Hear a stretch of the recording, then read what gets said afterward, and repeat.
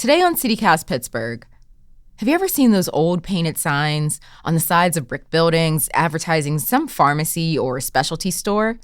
Most of those businesses are long gone, but the advertisements are still standing, at least for now. So if you're sick of looking up at the winter gray sky, try looking for some of these signs.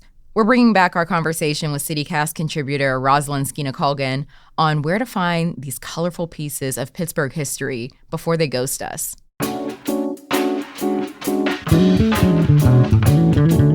It's Wednesday, January 25th. I'm Morgan Moody, and this is CityCast Pittsburgh.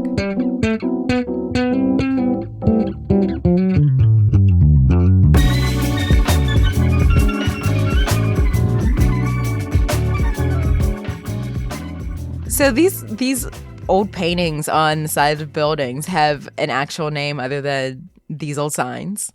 Yes, they do.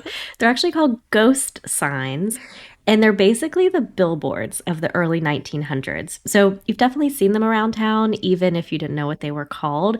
And they often have a ghosty white color, so hence the name. They're everywhere. They're everywhere. Definitely. Pittsburgh has so many. Downtown in the Strip District have a ton. There's also a bunch of great ones on the north side and the south side. And you'll usually see them on brick buildings. Occasionally you'll find one on a wooden building and sometimes even on a house, which I think is super cool. I've seen them on like wooden, maybe like sheds or things like that, like out in farms, like if I'm going on a road trip. Yeah, I think of the mail tobacco pouch. The chew mail pouch tobacco signs are amazing. I love to find those around town. If you're like driving and you see one, it's so exciting. Mm-hmm. And I feel that same excitement when I'm walking through Pittsburgh and I see one, especially when I see a new one that I haven't found before. It's so cool. Sometimes they're pretty basic, just like a block lettering. Mm-hmm. And then other times they have fancy script. There's sometimes even pictures with them. There's one in the South Side, for example, that has like a Coke bottle on it, which is really fun. Yeah. And they advertise, everyday products. So there's one in the Strip District that advertises olive oil, grocery, cheeses, which is so fun just to think that there was a billboard advertising cheese in the early 1900s. But one of my favorites was on the Federal Cold Storage building in the Strip District, and it is sadly now gone. It was this giant yellow sign that was painted on the outside of the walls announcing the building's name. And from what I've read, that building was a pretty big deal back when it was first constructed in the 30s. So you can imagine that they would want to have a nice, big, bold sign to say who they were. Yeah, it makes sense that they'd want, something flashy to announce the new building. Yeah, for sure. And so for that sign, it actually was announcing the building it was on. But you'll also see these ghost signs that are more of the billboard style advertising a different place. Mm-hmm. So for example, there are old painted signs around town advertising Kaufmann's, the big department store that was downtown for many years, this fancy resplendent store, R.I.P. Kaufmann's. It's now been turned into a Target and apartments. But you'll see signs advertising that store, which is just a testament to how big of a deal it was in Pittsburgh. You'll see them in Lawrenceville, and I've even seen one as far away as Tarentum. So really trying to encourage people to come out from their suburb into the city to do their shopping. I may have a Kaufmann's dress or two in my closet right now if I'm not aging myself. And you've been documenting these ghost signs for a while now. Yes, I have been fascinated by this old typography for 8 years, so almost a decade. I share all the photos on Instagram.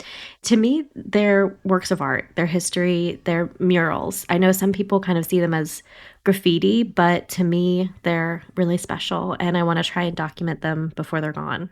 Are they going somewhere other than, fading with time? Yes, sadly. So, by their nature, of course, these are on old buildings, which means that sometimes those buildings are demolished, or sometimes another building will be put next to the old building. So then the sign is hidden from view.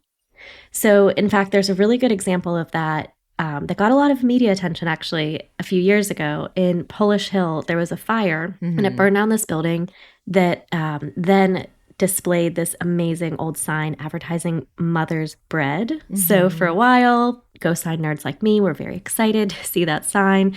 But then now a new building has gone up in its place. So the sign isn't gone, it's just hidden. So who knows? 100 years in the future, maybe that building will come down and we'll see it again. But for right now, it truly is kind of living as a ghost in between these two buildings. And sometimes when you see them and they're really vibrant, that means that they have been hidden. So that sign had a lot of really bright color in it. So if sometime in the future we see it again, it will probably be bright, not that ghosty white color that's more frequent. Yeah. Is there a way to save them, though, to save some of these like old signs?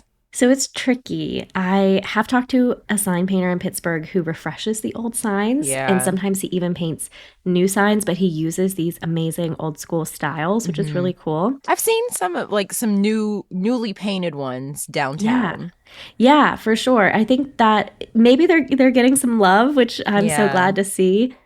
There's also an argument, though, for just leaving them to fade naturally, kind of leaving the art as it is, leaving it to just kind of fade year after year. So it's not really a great answer. Other people have said they want to put them in a museum. So I don't really know the right answer, but brick by brick. Yeah, it'd be pretty hard. Like maybe just, I don't know, a photography exhibit in a museum. Yeah. But for now, I'm just taking pictures of them to give some act of preservation. Yeah, I don't know if we can hold on to things forever. They're not meant for forever, I guess. Yeah, they kind of have an ephemeral quality, which is part of what draws me to them. But it feels like these signs are more than just signs to you. So, yeah, why is that? I think they're like time travel. I'll see a sign, it's advertising 5-cent cigars or AM/FM tuners or some luncheonette that doesn't exist anymore. And I kind of just am so curious to think about what it would be like to live in that era. Did our grandparents walk past those signs? Were they reading the same things? What was it like to be a kid growing up in a mill town, gazing at the sign for the big store, Kaufman's, this fancy department store downtown? What did that feel like? And to me, they're just pages from American history that are pasted onto our buildings.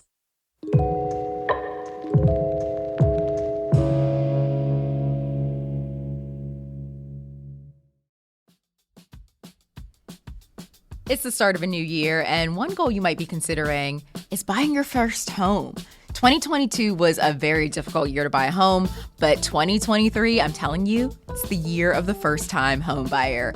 If you haven't listened to the How to Buy a Home podcast, now is the perfect time. Host David Sidoni is an industry expert who has helped thousands all over North America buy their first home, and I know he can help you too.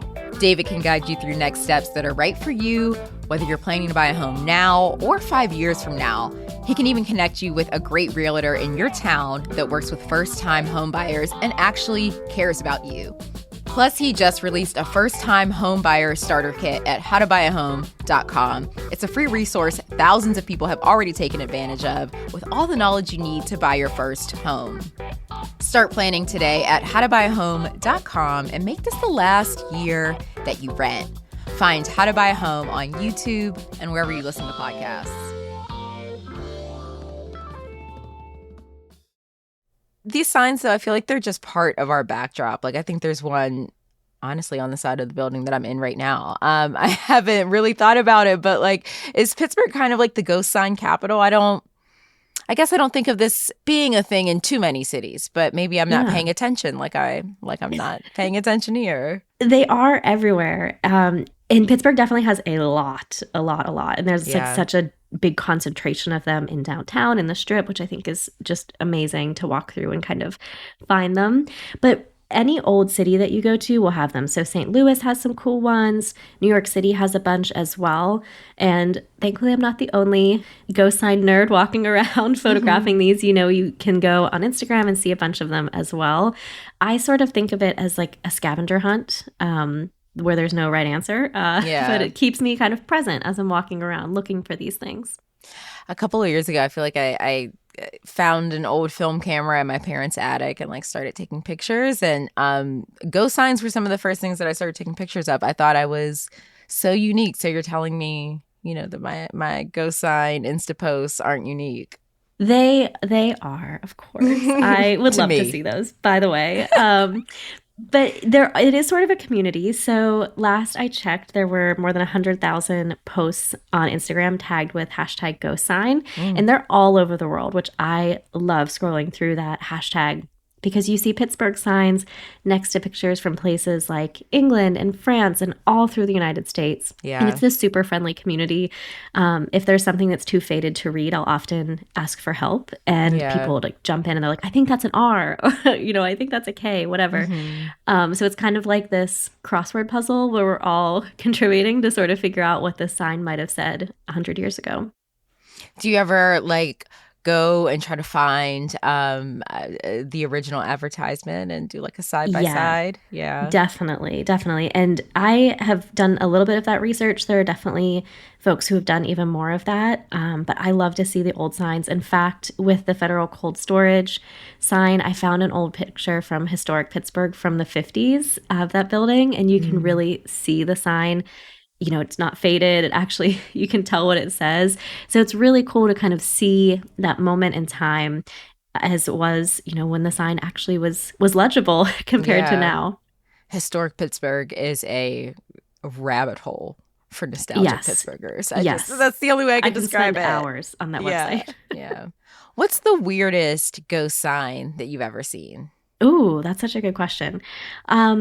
There's one in Cleveland that I really like because it has a misspelling. So it's for a coffee company, and it has the name written in two places. And in the top, it says Van Roy, like VAN space ROY. And then on the other reference, it has Roy spelled with two O's.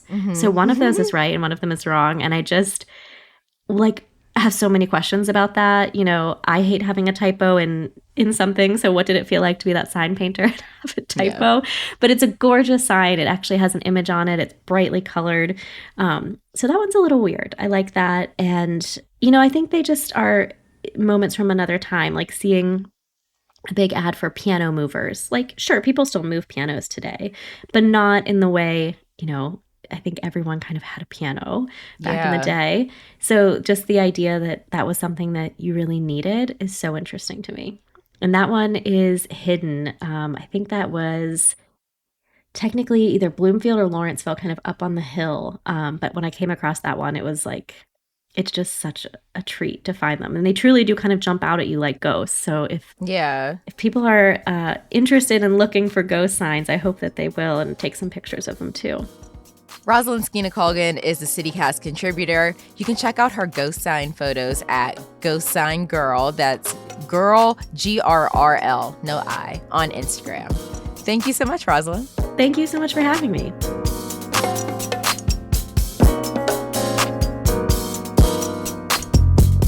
A little more news before you go. Pittsburgh City Council is launching a program to lighten the load of medical debt on some residents. 7% of households in Allegheny County have healthcare debt and collections, according to county data. Now council plans to hire a company to buy medical debt directly from hospitals. Similar programs already exist in Cook County, Illinois, and Toledo, Ohio. And Pittsburgh's Urban Redevelopment Authority announced 3 housing programs. The first is supposed to help lower-income residents buy houses by providing grants and forgivable loans to first-time homeowners. The second program will convert unused downtown office spaces into affordable units. And the third program will work to make sure affordable housing options aren't shut down or converted to make market-rate units. For more information, check out our Hey Pittsburgh newsletter.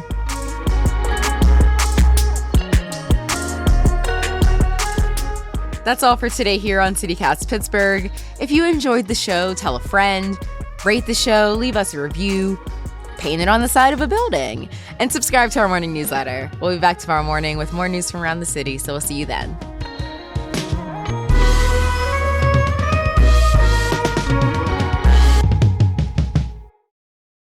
I feel like I always get weird on our exits. Yeah, I don't want to say goodbye.